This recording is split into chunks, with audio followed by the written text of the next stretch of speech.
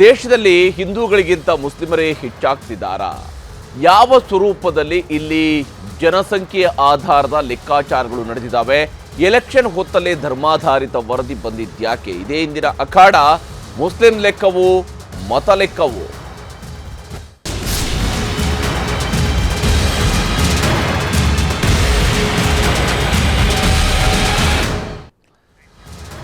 ಭಾರತ ಸ್ವಾತಂತ್ರ್ಯ ಪಡೆದ ನಂತರ 1950ರ ನಂತರ ಭಾರತದಲ್ಲಿ ಮುಸಲ್ಮಾನರ ಸಂಖ್ಯೆಯಲ್ಲಿ ಯಾವ ಸ್ವರೂಪದಲ್ಲಿ ಏರಿಕೆ ಆಗ್ತಾ ಇದೆ ಶೇಕಡಾವಾರು ಪ್ರಮಾಣದಲ್ಲಿ, ಹಾಗೆಯೇ ಹಿಂದೂಗಳ ಜನಸಂಖ್ಯೆಯಲ್ಲಿ ಇಳಿಕೆ ಆಗ್ತಾ ಇದೆ ಅನ್ನುವಂತಹ ವಾದ ಇಂದು ನಿನ್ನೆಯದಲ್ಲ.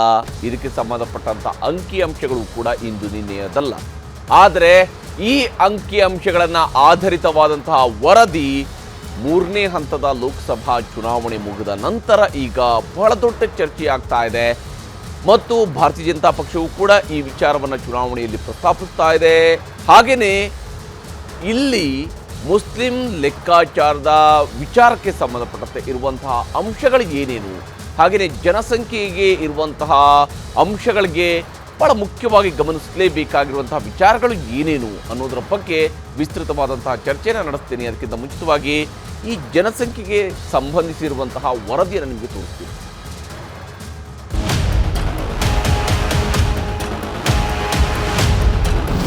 ಲೋಕಸಭೆ ಚುನಾವಣೆ ಕ್ಯಾಂಪೇನ್ನ ಸ್ವರೂಪ, ಅಜೆಂಡಾವೇ ಬದಲಾಗಿ ಹೋಗಿದೆ.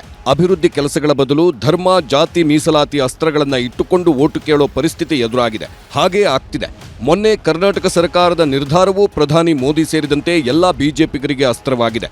ಒಬಿಸಿ ಸಮುದಾಯದ ಮೀಸಲಾತಿಯನ್ನ ರದ್ದು ಮಾಡಿ ಅದನ್ನ ಮುಸ್ಲಿಮರಿಗೆ ನೀಡಲಾಗ್ತಿದೆ ಎಂದು ಹೇಳಿಕೊಂಡೇ ಎಲ್ಲ ಕಡೆ ಪ್ರಚಾರ ಮಾಡಲಾಗ್ತಿದೆ. ಇದೆಲ್ಲವೂ ಆಗುತ್ತಲೇ ಇವತ್ತು ಮೋದಿ ಸರ್ಕಾರ ಧರ್ಮಾಧಾರಿತ ಜನಸಂಖ್ಯೆ ವರದಿ ರಿಲೀಸ್ ಮಾಡಿದೆ. ದೇಶದಲ್ಲಿ ಹಿಂದೂಗಳಿಗಿಂತ ಮುಸ್ಲಿಮರ ಜನಸಂಖ್ಯೆಯೇ ಹೆಚ್ಚಾಗ್ತಿದೆ ಎಂದೇ ಈ ವರದಿ ಹೇಳುತ್ತಿದೆ.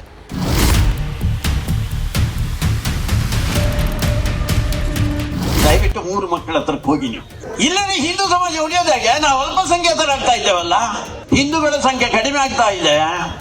ಈಗ 11 ವರ್ಷದ ಹಿಂದೆ ತೆಗೆದು ನೋಡಿದಾಗ ಆ 97 ಹೋಗಿ 79 ಆಗಿಬಿಟ್ಟಿದೆ. ನಾವು ಕಡಿಮೆ ಆಗ್ತಾ ಇದ್ದೇವೆ, ಅವರ ಸಂಖ್ಯೆ ಹೆಚ್ಚಾಗ್ತಾ ಇದೆ. ಯಾವಾಗ ಅವರ ಸಂಖ್ಯೆ ಹೆಚ್ಚಾಯ್ತೋ ಅವರು ಮತ್ತೆ ಪಾಕಿಸ್ತಾನ ಜಿಂದಾಬಾದ್ ಹೇಳುವಂತವರೇ. ಡಿಸೆಂಬರ್ 2023 ಮಂಡ್ಯದಲ್ಲಿ ಆರ್ಎಸ್ಎಸ್ ನಾಯಕ ಕಲ್ಲಡ್ಕ ಪ್ರಭಾಕರ್ ಭಟ್ ಮಂಡ್ಯದಲ್ಲಿ ಕೊಟ್ಟಿದ್ದ ಹೇಳಿಕೆ ಇದು. ಈಗ ಲೋಕಸಭೆ ಚುನಾವಣೆ ಹೊತ್ತಲ್ಲೂ ಮುಸ್ಲಿಮರ ಜನಸಂಖ್ಯೆ ಹೆಚ್ಚಾಗ್ತಿದೆ. ಕಾಂಗ್ರೆಸ್ ಗೆದ್ರೆ ಮುಸ್ಲಿಮರಿಗೆ ಮೀಸಲಾತಿ ಹೆಚ್ಚು ಮಾಡ್ತಾರೆ, ಎಸ್ಸಿ ಎಸ್ಟಿ ಒಬಿಸಿ ಮೀಸಲಾತಿ ಕಿತ್ತಾಕಿ ಮುಸ್ಲಿಮರಿಗೆ ಕೊಡ್ತಾರೆ ಅಂದಿದ್ದು ಮಂಗಳಸೂತ್ರಕ್ಕೂ ಕೈ ಹಾಕ್ತಾರೆ ಅಂತ ಮೋದಿ ವಾಗ್ದಾಳಿ ಮಾಡ್ತಾನೇ ಇದ್ದಾರೆ. देश की संपत्ति पर पहला अधिकार मुसलमानों का है. इसका मतलब ये संपत्ति इकट्ठी करके किसको बांटेंगे? जिनके ज्यादा बच्चे हैं उनको बांटेंगे. ये अर्बन नक्सल की सोच, मेरी माताओं बहनों, ये आपका मंगलसूत्र भी बचने नहीं देंगे. ಲೋಕಸಭೆ ಚುನಾವಣೆ ಹೊತ್ತಲ್ಲಿ ಮುಸ್ಲಿಂ ಮೀಸಲಾತಿ, ಮುಸ್ಲಿಮರ ಜನಸಂಖ್ಯೆ ಬಗ್ಗೆ ವಾಗ್ದಾಳಿಗಳನ್ನ ನಡೆಸುತ್ತಿದ್ದ ಕೇಂದ್ರ ಸರ್ಕಾರ ಈಗ ಧರ್ಮಾಧಾರಿತ ಜನಸಂಖ್ಯಾ ವರದಿಯನ್ನ ರಿಲೀಸ್ ಮಾಡಿದೆ.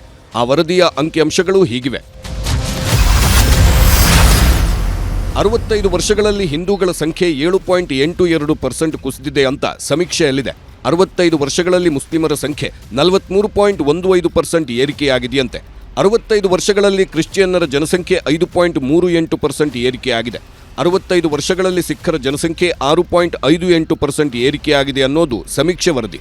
ಅಂದ್ಹಾಗೆ 1950ರಿಂದ 2015ರ ಜನಸಂಖ್ಯೆ ಆಧರಿಸಿ ಈ ಸಮೀಕ್ಷೆಯನ್ನ ನಡೆಸಲಾಗಿದೆ. ಈ ಸಮೀಕ್ಷೆ ನಡೆಸಿದ್ದು share of religious minority group ಅನ್ನೋ ಸಂಸ್ಥೆ. ಜಗತ್ತಿನ 167 ದೇಶಗಳಲ್ಲೂ ಧರ್ಮಾಧಾರಿತ ಜನಸಂಖ್ಯೆ ಸರ್ವೆ ಮಾಡಿದ್ದೀವಿ ಅಂತ ಸಂಸ್ಥೆ ಹೇಳಿದೆ. ಇದೇ ಸಮೀಕ್ಷಾ ವರದಿಯನ್ನ ಭಾರತದ ಪ್ರಧಾನಮಂತ್ರಿಗಳ ಆರ್ಥಿಕ ಸಲಹಾ ಮಂಡಳಿ ಬಿಡುಗಡೆ ಮಾಡಿದೆ. ಲೋಕಸಭೆ ಚುನಾವಣೆ ಹೊತ್ತಲ್ಲಿ ಈ ಸರ್ವೆ ವರದಿ ದೇಶದಲ್ಲಿ ಒಂದು ರೀತಿ ತಲ್ಲಣ ಎಬ್ಬಿಸಿದೆ. ಎಲೆಕ್ಷನ್ ಹೊತ್ತಲ್ಲೇ ಯಾಕೆ ವರದಿ ಬಂತು? ಇದೆಲ್ಲ ಮೋದಿ, ಅಮಿತ್ ಶಾ ಅವರ ಕೈವಾಡ ಅನ್ನೋದು ಕಾಂಗ್ರೆಸ್ನವರ ನೇರ ಆರೋಪ. ವಿಪಕ್ಷದವರು ಏನಾದರೂ ಹೇಳಲಿ, ಇದೇ ಸಂಸ್ಥೆ ಭಾರತದ ಅಕ್ಕಪಕ್ಕದ ದೇಶಗಳ ಜನಸಂಖ್ಯೆಯ ಏರಿಳಿತವನ್ನೂ ವರದಿ ಮಾಡಿದೆ. ಮಯನ್ಮಾರ್ ಹಿಂದೂಗಳ ಸಂಖ್ಯೆ 10% ಕುಸಿತ. ನೇಪಾಳ ಹಿಂದೂಗಳ ಸಂಖ್ಯೆ 3.60% ಕುಸಿತ. ಮಾಲ್ಡೀವ್ಸ್ ಹಿಂದೂಗಳ ಸಂಖ್ಯೆ 1.47% ಕುಸಿತ. ಬಾಂಗ್ಲಾದೇಶ ಮುಸ್ಲಿಂ ಸಂಖ್ಯೆ 18.55% ಹೆಚ್ಚಳ. ಪಾಕಿಸ್ತಾನ ಮುಸ್ಲಿಂ ಸಂಖ್ಯೆ 3.75% ಹೆಚ್ಚಳ. ಅಫ್ಘಾನಿಸ್ತಾನ ಮುಸ್ಲಿಂ ಸಂಖ್ಯೆ 0.29% ಹೆಚ್ಚಳ. ಭೂತಾನ್ ಬೌದ್ಧರ ಸಂಖ್ಯೆ 17.67% ಹೆಚ್ಚಳ. ಶ್ರೀಲಂಕಾ ಬೌದ್ಧರ ಸಂಖ್ಯೆ 5.25% ಹೆಚ್ಚಳ. ಲೋಕಸಭೆ ಚುನಾವಣೆ ಹೊತ್ತಲ್ಲಿ ಹಿಂದೂಗಳ ಮತಬ್ಯಾಂಕ್ ಭದ್ರಪಡಿಸಿಕೊಳ್ಳೋಕೆ ಈ ವರದಿ ಬಿಡುಗಡೆ ಅನ್ನೋದು ಇಂಡಿಯಾ ಕೂಟದ ನೇರ ಆರೋಪ ಏನಾದರೂ ಇರಲಿ, ಜನಸಂಖ್ಯೆಯಲ್ಲಿ ಹಿಂದೂಗಳ ಪ್ರಮಾಣ ಕಡಿಮೆಯಾಗಿರುವುದು ನಿಜ ಅನ್ನೋದು ಬಿಜೆಪಿಯವರ ಗಟ್ಟಿವಾದ. Bureau report, news 18 Kannada. ಇಲ್ಲಿ ಲೋಕಸಭೆ ಚುನಾವಣೆಯ ಸಂದರ್ಭದಲ್ಲಿನೇ ಪ್ರಧಾನಮಂತ್ರಿಗಳ ಆರ್ಥಿಕ ಸಲಹಾ ಸಮಿತಿ ಕೊಟ್ಟಿರುವಂತಹ ಈ ಒಂದು ರಿಲೀಸ್ ಮಾಡಿರುವಂತಹ ಈ ಒಂದು ಮಾಹಿತಿ ಇದೆಯಲ್ಲ, ಬಹುಶಃ ಇದರಲ್ಲಿ 1950ರಿಂದ 2015ರವರೆಗಿನ ಮುಸಲ್ಮಾನರ ಅಂಕಿಅಂಶ, ಹಿಂದೂಗಳ ಅಂಕಿಅಂಶ, ಕ್ರಿಶ್ಚಿಯನ್ನರ ಅಂಕಿಅಂಶ, ಸಿಖ್ಖರ ಅಂಕಿಅಂಶ, ಹೀಗೆ ಧರ್ಮಾಧಾರಿತವಾಗಿರುವಂಥ ಅಂಕಿಅಂಶಗಳ ಉಲ್ಲೇಖವೂ ಕೂಡ ಸಿಗುತ್ತೆ. ಆದರೆ ಬಹಳ ಮುಖ್ಯವಾಗಿ ಗಮನಿಸಬೇಕಾಗಿರುವಂಥ ಅಂಶ ಏನಂದರೆ, ನಮ್ಮ ದೇಶದಲ್ಲಿ ಜನಸಂಖ್ಯೆಗೆ ಸಂಬಂಧಪಟ್ಟಂತೆ ಪ್ರತಿ 10 ವರ್ಷಗಳಿಗೆ ಒಮ್ಮೆ ಜನಗಣತಿಯನ್ನು ನಡೆಸಲಾಗುತ್ತೆ.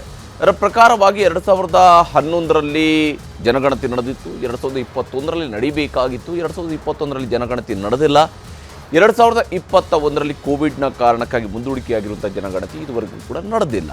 2011ರವರೆಗೆ ಯಾಕೆ ಜನಗಣತಿಯ ಲೆಕ್ಕವನ್ನು ಹೇಳ್ತಾ ಇದ್ದೀನಿ ಅಂತ ಹೇಳಿದರೆ, ಜನಗಣತಿ ವಿಚಾರದಲ್ಲಿದೆ ಸ್ಪಷ್ಟವಾಗಿ ಗೋಚರ ಆಗುವಂಥದ್ದು ನಮ್ಮ ದೇಶದ ಜನಸಂಖ್ಯೆ ಎಷ್ಟಿದೆ ಅಂತೇಳಿ. ಇದೇ ಸಂದರ್ಭದಲ್ಲಿನೇ ಧರ್ಮದ ಅಂಕಿಅಂಶಗಳು ಕೂಡ ಲಭ್ಯ ಆಗ್ತವೆ. ಯಾವ ಸಮುದಾಯ, ಯಾವ ಧರ್ಮೀಯರು ಎಷ್ಟು ಸಂಖ್ಯೆಯಲ್ಲಿದ್ದಾರೆ ಅನ್ನುವಂಥ ಅಂಕಿಅಂಶವು ಕೂಡ ಈ ಸೆನ್ಸಸ್ನ ಸಂದರ್ಭದಲ್ಲಿ ಸಿಗುತ್ತೆ. 2015ರವರೆಗೆ 1950ರಿಂದ 2015ರವರೆಗಿನ ಲೆಕ್ಕಾಚಾರ ಇದು ಅಂತ ಇಲ್ಲಿ ಕ್ಲೇಮ್ ಮಾಡಲಾಗಿದೆ. ಹಾಗಾದರೆ 2015ರವರೆಗಿರುವಂತಹ ಲೆಕ್ಕ ಅಂತ ಹೇಳಿದಾಗ ಅದು ಬಹಳ ಹಿಂದೆನೇ ಆಗಿತ್ತಲ್ವಾ, ಬಹಳ ಹಿಂದೆನೇ ಇದ್ದಿತ್ತಲ್ವಾ, ಅದ್ಯಾಕೆ ಈಗ ಬಂತು?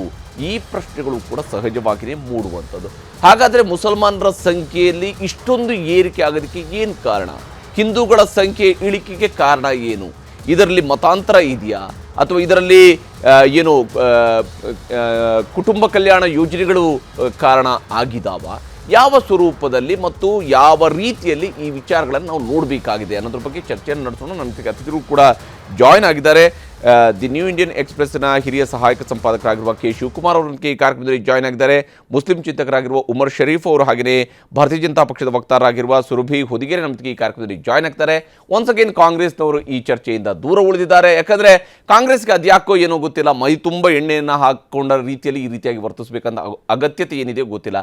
ಈ ಅಂಕಿಅಂಶಗಳ ಬಗ್ಗೆ ಚರ್ಚೆಯನ್ನು ನಡೆಸೋದಕ್ಕೆ ಕಾಂಗ್ರೆಸ್ ಹಿಂದೇಟು ಹಾಕ್ತಾ ಇರುವಂಥದ್ದು ಮತ್ತೊಂದು ರೀತಿಯಾದಂಥ ಅಚ್ಚರಿಯ ವಿಚಾರ. ಕಾಂಗ್ರೆಸ್ನವರು ಇದ್ದಕ್ಕಿದ್ದಂತೆ ಇಂಥ ಸಬ್ಜೆಕ್ಟ್ಗಳಲ್ಲಿ ನಾವು ಚರ್ಚೆಗೆ ಬರೋದಿಲ್ಲ ಅನ್ನುವಂಥ ತೀರ್ಮಾನವನ್ನು ಕೈಗೊಳ್ತಾರೆ. ಆ ಪ್ರಕಾರವಾಗಿ ಕಾಂಗ್ರೆಸ್ನ ಪ್ರತಿನಿಧಿ ಇವತ್ತು ಈ ಚರ್ಚೆಯಲ್ಲಿ ಭಾಗಿ ಆಗಿಲ್ಲ. ನಾನು ಚರ್ಚೆಯನ್ನು ಆರಂಭಿಸ್ತೀನಿ ಶಿವಕುಮಾರ್ ಅವರ ಮೂಲಕವಾಗಿ. ಶಿವಕುಮಾರ್ ಅವರೇ, ಇಲ್ಲಿ ಈಗ ಇರುವಂತಹ ನಮ್ಮ ಮುಂದೆ ಇರುವಂತಹ ಈ ವರದಿಯ ಅಂಕಿ ಅಂಶಗಳನ್ನು ಗಮನಿಸಿದಾಗ 1950ರಿಂದ 2015ರವರೆಗಿನ ಅಂಕಿಅಂಶ ಇದು ಅಂತೇಳಿ ಅಲ್ಲಿ ನಾನು ಮೆನ್ಷನ್ ಮಾಡ್ತಾ ಇದ್ದೆ. 2011ರ ನಮ್ಮಲ್ಲಿ ಕಡೆಯದಾಗಿ ಸೆನ್ಸಸ್ ನಡೆದಿರುವಂಥದ್ದು.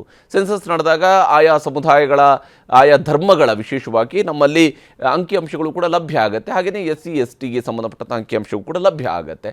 ಈ ವಿಚಾರದಲ್ಲಿ ಈಗ 2015ಕ್ಕೆ ಇಷ್ಟು ಇತ್ತು ಅಂತ 2024ರಲ್ಲಿ ಹೇಳ್ತಾ ಇರೋದರ ಉದ್ದೇಶ ಏನು? ಯಾವ ಸ್ವರೂಪದ ಅಂಶಗಳನ್ನು ನೀವು ಇಲ್ಲಿ ಗುರುತಿಸ್ತೀರಿ ಅಂತ? ನೋಡಿ, ಮೊದಲನೇ ಈ ಸೆನ್ಸಸ್ ರಿಪೋರ್ಟ್ ಏನ್ ಬಂತು, ಹೌದು, ಏನು ಈ ಪಾಪ್ಯುಲೇಷನ್ ಸೆನ್ಸಸ್ ರಿಪೋರ್ಟ್, ಹೌದು, ಇದನ್ನ ಬಂದಿರೋ ಟೈಮ್ ಬಗ್ಗೆ ಮತ್ತೆ ಅದ್ರ ಬಗ್ಗೆ ಇಂಟರ್ಪ್ರಿಟೇಷನ್ ಬಗ್ಗೆ ಬಹಳಷ್ಟು ಜನಗಳಿಗೆ ಅನುಮಾನ ಅಂತೂ ಬಂದಿದೆ. ಒಂದು 2011ರಿಂದ 2020 ಒಂದು ಸೆನ್ಸಸ್ ನ ಕೋವಿಡ್ ಕಾರಣಕ್ಕೋ ಇಲ್ಲಾಂದ್ರೆ ಬೇರೆ ಬೇರೆ ಕಾರಣಕ್ಕೆ ಅದು ನಡೆಸದೇ ಇರೋದು ದೊಡ್ಡ ತಪ್ಪು ಸರ್ಕಾರದ್ದು. ಯಾಕಂದ್ರೆ ಒಂದು ದೊಡ್ಡ ಜವಾಬ್ದಾರಿ ಇದೆ. ಆ ಸೆನ್ಸಸ್ ಪಾಪ್ಯುಲೇಷನ್ ಎಷ್ಟಿದೆ ಮತ್ತೆ ಜಾತಿ ಜನಗಣಿತ ಮುಖ್ಯನೋ ಅಷ್ಟೇ ಪಾಪ್ಯುಲೇಷನ್ ಸೆನ್ಸಸ್ ಬಹಳ ದೊಡ್ಡ ಇಂಪಾರ್ಟೆಂಟ್ ಟಾಸ್ಕ್ ಅದು. ಯಾಕಂತಂದ್ರೆ ಇದು ಪಾಲಿಸಿ ಮಾಡೋದಕ್ಕೆ ನಮ್ಗೆ ಎಷ್ಟು ಜನಸಂಖ್ಯೆ ಇದ್ದಾರೆ, ಯಾವ ತರದ ಗ್ರೋತ್ ಇದೆ, ಡೆಮೋಗ್ರಫಿಕ್ ಗ್ರೋತ್ ಯಾವ್ಯಾವ ಭಾಗದಲ್ಲಿ ಯಾವ್ದಿದೆ, ಯಾವ ತರ ಅದ್ರ ಬಗ್ಗೆ ತಿಳ್ಕೊಬೇಕಾಗಿತ್ತು. ಅಂದ್ರೆ ಈಗ ಬಂದಿರುವಂತ ಈ ಫಿಗರ್ಸ್ ನ ನೋಡಿದಾಗ ಎಕ್ಸೆಪ್ಟ್ ಜೈನ್ಸ್ ಬಿಟ್ರೆ ಎಲ್ಲಾ ಸಮುದಾಯಗಳಲ್ಲೂ ಪಾಪ್ಯುಲೇಷನ್ ಗ್ರೋತ್ ಇದೆ. ಹಿಂದೂಗಳಲ್ಲಿ ಕಡಿಮೆ ಆಗಿದೆ ಅನ್ನೋದು ಬಿಟ್ರೆ, ಮತ್ತೆ ಜೈನರಲ್ಲಿ ಕಡಿಮೆ ಆಗಿದೆ ಅನ್ನೋದು ಬಿಟ್ರೆ, ಮುಸ್ಲಿಂ ಆದಿಯಾಗಿ, ದಲಿತ್ ಆದಿಯಾಗಿ, ಸಿಖ್ ಆದಿಯಾಗಿ, ಬುದ್ಧಿಸ್ಟ್ ಆದಿಯಾಗಿ ಎಲ್ಲರ ಪಾಪ್ಯುಲೇಷನ್ ಗ್ರೋತ್ ಜಾಸ್ತಿ ಆಗಿದೆ ಅಂತ ತೋರಿಸ್ತಾ ಇದೆ. ಅಂದ್ರೆ ಇವತ್ತು ಯಾವ ಭಾಗದಲ್ಲಿ, ಈ ರೀಸೆಂಟ್ ಆಗಿ ಒಂದು ಉದಾಹರಣೆ ನಿಮ್ಗೆ ಹೇಳ್ತೀನಿ ಹರಿಪ್ರಸಾದ್. ಉತ್ತರ ಪ್ರದೇಶ ಇರ್ಬೋದು, ಇಲ್ಲ ನೇಪಾಲ್ನ ಬಾರ್ಡರ್ ಇರ್ಬೋದು, ಇಲ್ಲ ಅಸ್ಸಾಂನ ಬಾರ್ಡರ್ ಇರ್ಬೋದು, ಕೆಲವು ಅಲ್ಲಿನ ಡಿಜಿಗಳು ಒಂದು ರಿಪೋರ್ಟ್ ಗೌರ್ಮೆಂಟ್ ಆಫ್ ಇಂಡಿಯಾಗೆ ಪ್ರೆಸೆಂಟೇಶನ್ ಮಾಡಿದ್ದಾರೆ. ಅಲ್ಲಿ ಏನ್ ಹೇಳ್ತಾ ಇದ್ದಾರೆ ಅಂತಂದ್ರೆ, ಬಾರ್ಡರ್ ಡಿಸ್ಟ್ರಿಕ್ಟ್ಸ್ ಅಲ್ಲಿ ಎಲ್ಲಿ ಅಲ್ಲಿ Muslim population growth more than 35 to 40% ಇದೆ ಅಂತ ಅನ್ಬಿಟ್ಟು. ಅಂದ್ರೆ ಆ ಭಾಗದಲ್ಲಿ ಆಗಿರೋದನ್ನ ಇಡೀ ದೇಶದಲ್ಲಿ ಆಗಿದೆ ಅಂತ ನಾವು ಜನರಲೈಸ್ ಮಾಡೋದು ತಪ್ಪು. ಯಾಕಂತಂದ್ರೆ ಕೆಲವು ಪಾಕೆಟ್ಸ್ ಅಲ್ಲಿ ಇವಾಗ ಎಕ್ಸಾಂಪಲ್ ದಲಿತ್ಸ್ ಪಾಪ್ಯುಲೇಷನ್ ಇಡೀ ದೇಶದಲ್ಲಿ ಬರೀ 4 ರಾಜ್ಯಗಳಲ್ಲಿ ಜಾಸ್ತಿ ಇರೋದು. ಒಂದು ಉತ್ತರ ಪ್ರದೇಶ, ಪಂಜಾಬ್, ರಾಜಸ್ಥಾನ, ವೆಸ್ಟ್ ಬೆಂಗಾಲ್. ಅದನ್ನ ಬಿಟ್ಟಿದ ತಕ್ಷಣ ದಲಿತರ ಪಾಪ್ಯುಲೇಷನ್ ಇಡೀ ದೇಶದಲ್ಲಿ ಜಾಸ್ತಿ ಇದೆ ಅಂತ. ಅಲ್ಲಿ ಲಕ್ಷದ್ವೀಪ್ ಇರ್ಬೋದು, ನಾಗಾಲ್ಯಾಂಡ್ ಇರ್ಬೋದು, ಅಂಡಮಾನ್ ಇರ್ಬೋದು, ಅಲ್ಲಿ ದಲಿತರು ಇಲ್ಲೇ ಇಲ್ಲ. ಅಂದ್ರೆ ನಾನು ಯಾಕೆ ಇದನ್ನ ಹೇಳ್ತಾ ಇದ್ದೀನಿ ಅಂತಂದ್ರೆ, ಇವತ್ತು ಎಲ್ಲೋ ಒಂದು ಕಡೆ ಆಗುವಂತ ಒಂದು ಜನಸಂಖ್ಯೆಯ ಸ್ಫೋಟ ಇಡೀ ದೇಶದಲ್ಲಿ ಒಂದು ಧರ್ಮಕ್ಕೋ ಇಲ್ಲಾಂದ್ರೆ ಒಂದು ಯೂನಿವರ್ಸಲ್ ಆಗಿ ಹೇಳೋದು ಅದು ಅಷ್ಟು ಸರಿ ಬರೋದಿಲ್ಲ. ಇವತ್ತು ಭಾರತ ದೇಶದಲ್ಲಿ ಇದು ಚುನಾವಣೆ ಸಮಯದಲ್ಲಿ ಬಂದಿರೋದ್ರಿಂದ ಇದಕ್ಕೊಂದು ಪೊಲಿಟಿಕಲ್ ಟರ್ನ್ ತಗೊಂಡ್ಬಿಟ್ಟಿದೆ. ಕಳೆದ 3-4 ದಿನದಿಂದ ಕಾಂಗ್ರೆಸ್ನವರು ಇಡೀ ಅದು ಮುಸ್ಲಿಂ ಲೀಗ್ ಕಾಂಗ್ರೆಸ್ ಇವರು ದೇಶನೇ ಮುಸ್ಲಿಂ ರಾಷ್ಟ್ರ ಮಾಡ್ಬಿಡ್ತಾರೆ ಅಂತ ಅನ್ಬಿಟ್ಟು ಬಿಜೆಪಿ ಇನ್ನಷ್ಟು ಸೀರಿಯಸ್ ಆಗಿ ಅಪಾದನೆಗಳನ್ನ ಮಾಡ್ತಾ ಇದೆ. ಈ ಅಪಾದನೆಗಳನ್ನ ಮಾಡೋದ್ರ ಬದಲು ಇವತ್ತು ಈ ಎಕನಾಮಿಕ್ ಏನು ಸರ್ವೆ ರಿಪೋರ್ಟ್ ಏನಿದೆ, ಅಫೇರ್ಸ್ ಏನು ರಿಪೋರ್ಟ್ ಏನ್ ಕೊಟ್ಟಿದ್ದಾರೆ, ಇದ್ರ ಬಗ್ಗೆ ಒಂದು ಸೀರಿಯಸ್ ಆದಂತ ಒಂದು ಚರ್ಚೆಗಳು ನಡಿಬೇಕು. ಇವತ್ತು ಅಕಾಡೆಮಿಕ್ ಆಗೂ ನಡಿಬೇಕು, ರಾಜಕೀಯ ಪೊಲಿಟಿಕಲ್ ಪಾರ್ಟೀಸ್ ಅಲ್ಲೂ ನಡಿಬೇಕು, ರಿಲಿಜಿಯಸ್ ಲೆವೆಲ್ ಅಲ್ಲೂ ನಡಿಬೇಕು ಇವತ್ತು. ಯಾಕಂದ್ರೆ NRC ಅಂತ ತಗೊಂಡ್ಬರುವಂತ ಒಂದು ಸರ್ಕಾರದ ಒಂದು ಹುಮ್ಮಸ್ಸು 2 child ನಾರ್ಮ್ನ ಇವತ್ತು ತಗೊಂಡ್ಬಂದ್ರೆ ಎಲ್ಲ ಧರ್ಮ, ಎಲ್ಲ ಜಾತಿ, ಎಲ್ಲರಿಗೂ 2 child ನಾರ್ಮ್ ತಗೊಂಡ್ಬಂದ್ರೆ ಈ ದೇಶನ ಪಾಪ್ಯುಲೇಷನ್ ನ ಕಂಟ್ರೋಲ್ ಮಾಡ್ಬೋದು, ಆರ್ಥಿಕವಾಗಿ ಸದೃಢರಾಗಬೇಕು. ಯಾಕಂತಂದ್ರೆ ಇವತ್ತು ಸ್ಪೆಂಡಿಂಗ್ ಕೆಪಾಸಿಟಿ ಏನಿದೆ ಬ್ರಾಹ್ಮಿನ್ಸ್ಗೆ ಮತ್ತೆ ರಜಪೂಟ್ಸ್ಗೆ, ಜಾಟ್ಸ್ಗೆ ಹೋಲಿಸ್ಕೊಂಡ್ರೆ ಇಂಡಿಯಾದಲ್ಲಿ ಇವಾಗ ಹೈಯೆಸ್ಟ್ ಎಕ್ಸ್ಪೆನ್ಸಸ್ ಬಹಳ ಖರ್ಚು ಮಾಡ್ತಾ ಇರೋದು ಈ 3 ಜನಾಂಗ ಮಾತ್ರ. ಬೇರೆ ಜಾತಿಗಳೆಲ್ಲ ಬಹಳ ಕಡಿಮೆ ಖರ್ಚು ಮಾಡ್ತಾ ಇದ್ದಾರೆ. ಅಂದ್ರೆ ಅವರ ಆರ್ಥಿಕ ಸ್ಥಿತಿ ಆ ಮಟ್ಟಕ್ಕೆ ಬಂದಿಲ್ಲ ಅಂತ. ಎಲ್ಲೋ ಒಂದ್ ಕಡೆ ಇದ್ರ ಬಗ್ಗೆ ನಾವು ಎಜುಕೇಟ್ ಮಾಡ್ಬೇಕಾಗಿದೆ. ಈ ತರದ ಒಂದು ವಿಚಾರನ ನಾವು ಇಷ್ಟೊಂದು ಸೀರಿಯಸ್ ಆಗಿ ಒಂದು ಧರ್ಮಕ್ಕೋ ಇಲ್ಲಾಂದ್ರೆ ಒಂದು ರಾಜ್ಯಕ್ಕೋ ಇದನ್ನ ಅಂಟಾಕೋದು ಸರಿ ಇಲ್ಲ ಇದನ್ನ. ಯಾಕಂದ್ರೆ ಸರ್ಕಾರ ಇವತ್ತು ಕ್ಯಾಸ್ಟ್ ಸೆನ್ಸಸ್ ಮಾಡ್ತೀವಿ ಅಂದಿದ ತಕ್ಷಣ ಅದಕ್ಕೆ ದೊಡ್ಡ ಪ್ರತಿರೋಧ ಮಾಡ್ತು. ಕ್ಯಾಸ್ಟ್ ಸೆನ್ಸಸ್ ಮಾಡೋದಾದ್ರೆ ಇವರು ಜಾತಿಗಳ ನಡುವೆ ಕಂದಕ ಸೃಷ್ಟಿಸ್ತಾರೆ, ಮುಸ್ಲಿಮರ ಹಿಂದೂಗಳ ಮಾಂಗಲ್ಯ ಹೆಸರನ್ನ ಇನ್ನೊಬ್ರು ಕೊಡ್ತಾರೆ ಅಂತ ಅನ್ಬಿಟ್ಟು. ಅಂದ್ರೆ ಈ ತರದ ವ್ಯಾಖ್ಯಾನಗಳು ಬಿಟ್ಟು ಇವತ್ತು ಅಕಾಡೆಮಿಕ್ ಆಗಿ ನಾವು ಹೇಳ್ಬೇಕಾದ್ರೆ ಇವತ್ತು ಈ ತರದ ಒಂದು ಸೆನ್ಸಸ್ ಇಮಿಡಿಯೇಟ್ ಆಗಿ ಸರ್ಕಾರ ಮಾಡಬೇಕು.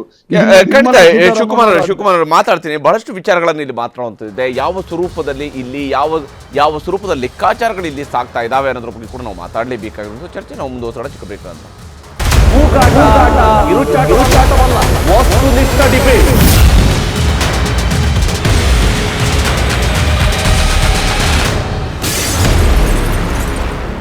ಕನ್ನಡಿಗರ ನೆಚ್ಚಿನ ನ್ಯೂಸ್ 18 ಕನ್ನಡ ಈಗ ವಾಟ್ಸ್ಆಪ್ನಲ್ಲೂ ಲಭ್ಯ. ಕರ್ನಾಟಕ, ದೇಶ ವಿದೇಶಗಳ 360 ಡಿಗ್ರಿ ಸುದ್ದಿಯ ವಿವರಗಳನ್ನ ನಿಮ್ಮ ಕೈ ಬೆರಳುಗಳಲ್ಲೇ ಪಡಿಲಿಕ್ಕೆ ಈ QR ಕೋಡ್ ಅನ್ನ ಸ್ಕ್ಯಾನ್ ಮಾಡಿ, ನಮ್ಮ ಚಾನಲ್ ಫಾಲೋ ಮಾಡಿ, ನೋಟಿಫಿಕೇಶನ್ ಆನ್ ಮಾಡಿ.